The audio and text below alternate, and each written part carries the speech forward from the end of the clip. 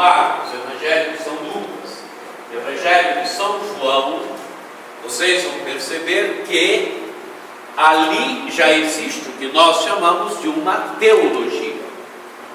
Se vocês pegarem as epístolas de São Paulo, os Atos dos Apóstolos, as epístolas de São Paulo, vocês vão perceber que ali já existe uma teologia.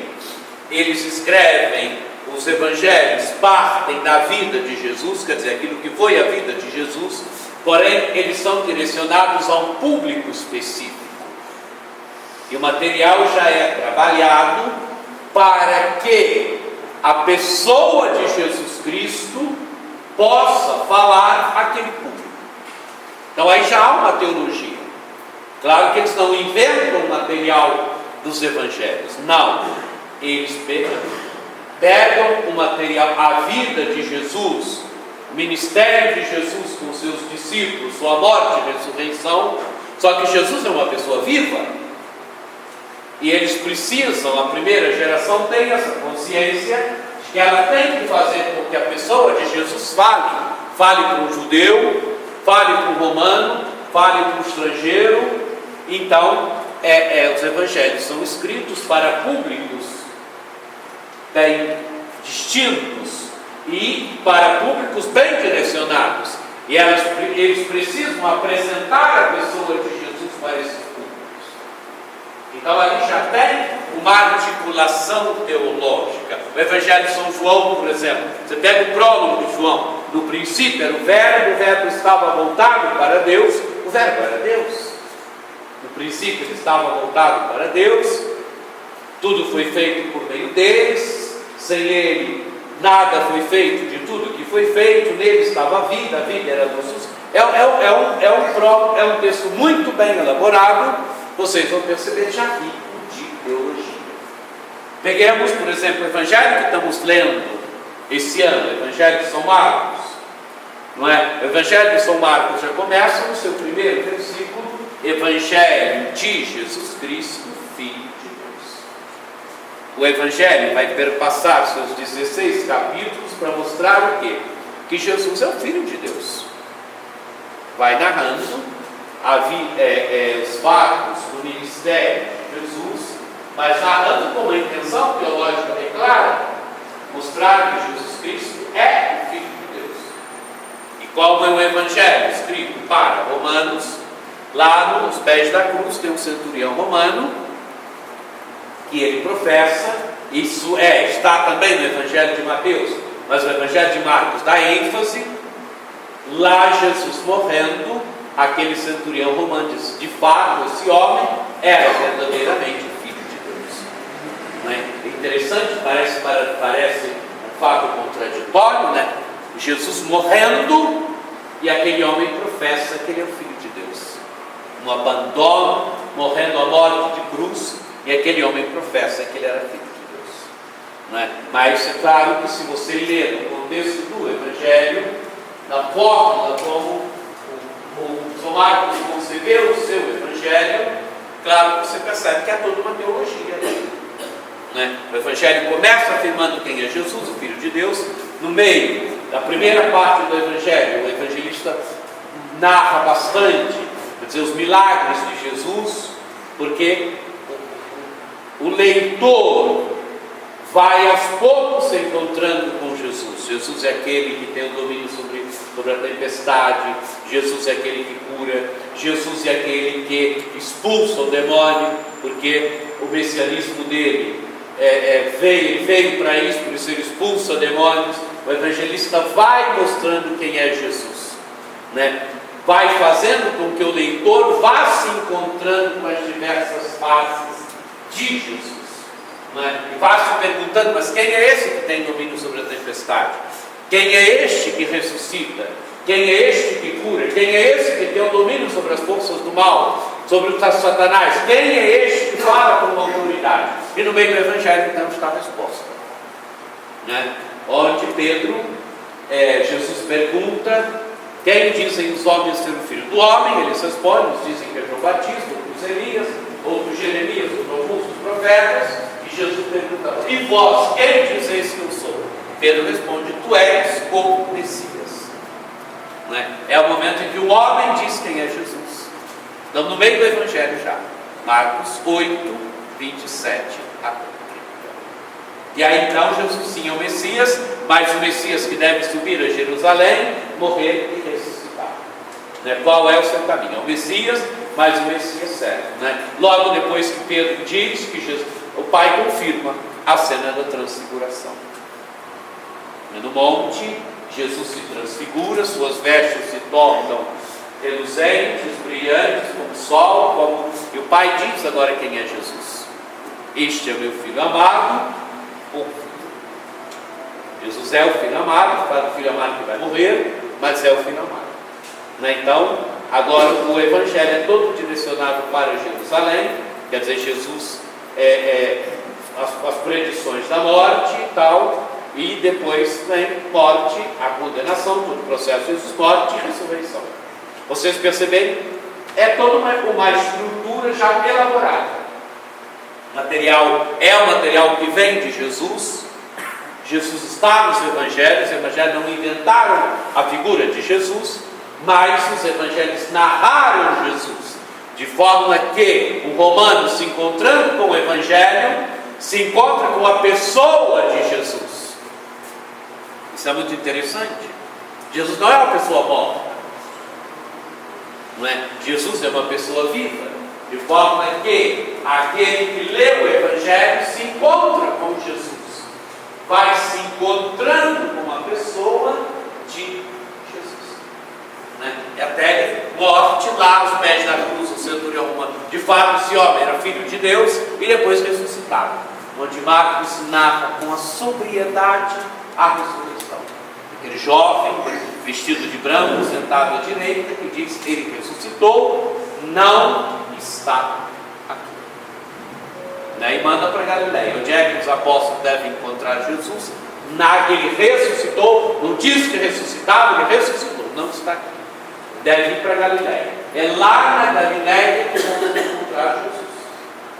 O Evangelho começou na Galileia, a Galileia é a pátria de Jesus, e é na Galileia que os apóstolos devem agora seguir Jesus. O que é a Galileia? A Galileia é um caminho programático para cada discípulo seguir Jesus. Quer dizer, ele deve voltar ao início do Evangelho. O Evangelho é a sua Galileia. É ali que, se encontrando com Jesus, ele vai seguindo Jesus. Isso já é teologia. É um texto rico de teologia. Assim, seja o Evangelho de Marcos, seja o Evangelho de Lucas, seja o Evangelho de Mateus, seja o Evangelho de João. Porque o evangelista fez Jesus, não narrou um Jesus morto, narrou um Jesus vivo, né? Jesus que fala, um Jesus que fala, que interpela o seu leitor, né? Assim Paulo. Então, o Novo Testamento já é a primeira grande teologia da igreja. É uma teologia fundante. Quer dizer, quando eu digo teologia fundante, eu digo que ela é fundante para o nosso fazer teologia. Nós não podemos fazer teologia sem essa teologia fundante. Ela que funda a nossa teologia, porque ela é revelação.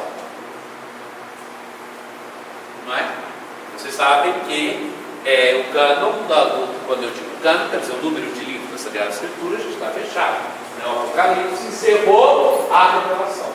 A revelação de Deus encerrou a revelação, quer dizer, aquilo que é necessário para a nossa salvação já está ali. Não tem mais revelação oficial. Aquilo que é necessário para a nossa salvação está ali. Não é? E assim também a patrística. Os primeiros anos do cristianismo, os primeiros séculos do cristianismo, não é? Os padres da igreja. Os padres da igreja que faziam teologia e não se tinha ainda a vocação de teólogo como tem hoje, mas é o pastor, é o homem de fé que faz teologia, que é o pastor do seu povo, mas que ali também precisa enfrentar os problemas que são colocados à fé, porque a teologia ela tem esse papel, né? Ela, quando nós aprofundamos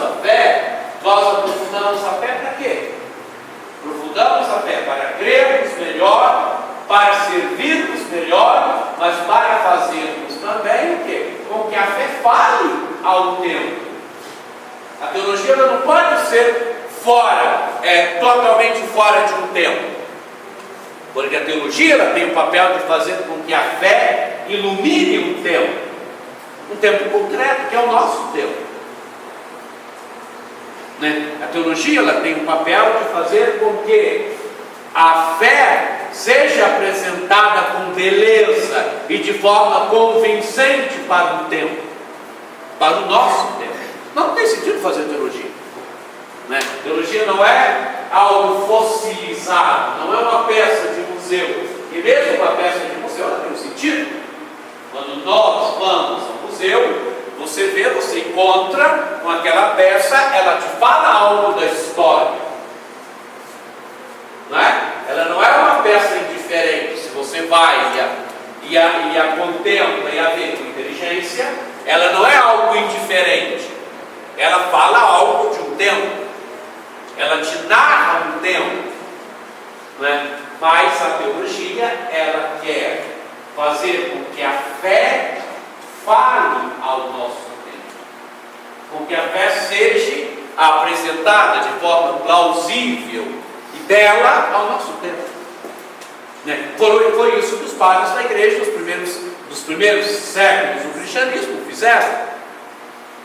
Quando que a fé se encontrou com o mundo cultural daquele tempo, com o mundo no primeiro momento hostil ao cristianismo, e eles precisavam um mundo que colocava questionamentos fortes ao cristianismo, e eles então precisavam expor a fé e defender a fé também. Os apologistas, os padres da igreja, quando vocês estudarem, vocês vão ver os padres da igreja ali no meio do segundo século até o início do terceiro século, depois o encontro com o mundo cultural greco-romano, onde não tinha a vocação do teólogo, mas era o homem de fé que refletia sobre a sua fé e fazia com que a sua fé pudesse dialogar, pudesse responder às indagações e aos problemas daquele tempo. E assim a teologia buscou fazer no decorrer dos séculos. Né? Séculos, ela buscou fazer isso com mais beleza, séculos, talvez de forma mais sofrível, mas ela buscou. Né? E nós estamos aqui hoje. Estamos aqui hoje fazendo teologia na igreja. Né? Mas quando eu digo a teologia, a ciência eclesial, eu quero dizer que aquilo que nós aprofundamos na teologia é a fé da igreja. Não é, o teólogo não é aquele que diz aquilo que ele pensa, claro que ele pensa, mas ele aprofunda a fé da igreja. O seu pensamento deve se desenvolver, deve se direcionar no aprofundar a fé da igreja. Ele é um filho da igreja, ele é um membro da igreja, ele é alguém que aprofunda sua fé na igreja e para a igreja. Mas de forma que os membros do povo de Deus possam crer melhor, possam amar melhor, possam servir melhor através da reflexão teológica. A reflexão teológica ela é importante na igreja. Ela não é só importante, ela é fundamental, né? Porque ela ajuda a igreja a crescer. Ela ajuda os filhos da igreja a crescerem, a se doarem com mais beleza, a servirem com mais beleza. A boa reflexão teológica, ela ajuda a fé a falar ao tempo. Por exemplo, dou um exemplo. Chegaram para dizer para vocês que Jesus Cristo tem duas naturezas, uma natureza humana, uma natureza divina, que nós chamamos isso. A linguagem, o tipo de linguagem, claro que é uma definição importante do Concílio de Calcedônia. Uma pessoa em duas naturezas. Mas se você disser isso, por exemplo, como eu estou dizendo aqui, Será que as pessoas vão entender hoje? Quer dizer, preciso que a minha linguagem, o que eu quero dizer é isso. Isso é papel da teologia, fazer com que as verdades mais bonitas e belas da fé falem ao ser humano de hoje, sejam compreensíveis, entrem no coração do ser humano de hoje. Esse é o papel da teologia, por isso que vocês estão aqui, por isso que nós estamos aqui hoje abrindo e inaugurando a nossa escola São Carlos Borromeu, nossa escola de teologia. Não é? Porque a teologia, esse é o papel da teologia. Ela deve fazer com que a fé fale, com que a fé, ela tem que fazer com que a fé consiga dialogar com o nosso tempo. Ela tem que fazer com que a fé verdadeiramente mostre, se manifeste com beleza. Que a fé se manifeste com beleza. Eu posso falar de uma forma bonita sobre um assunto, mas posso falar também de uma forma feia. E se nós que somos católicos não apresentarmos a fé com beleza, a fé às vezes deixa de falar ao coração a vida e a existência das pessoas. E deixa o quê? Por culpa nossa. Então a teologia tem esse papel de nos fazer falarmos bem de Deus, de apresentarmos Deus de uma forma convincente e bonita para o nosso tempo. De forma que, através do nosso testemunho e através das nossas palavras, as pessoas possam ser conduzidas à experiência da fé, possam ser conduzidas a aprofundar a experiência da fé. Não é? Claro, a viver essa experiência da fé na igreja. Porque a igreja, como uma mãe que dá a fé, é nela que nós aprofundamos a fé e é ela que deve conduzir também o nosso testemunho da fé. Seja o nosso testemunho pela nossa forma de ser, de viver, seja pelo nosso testemunho falando, através do falar.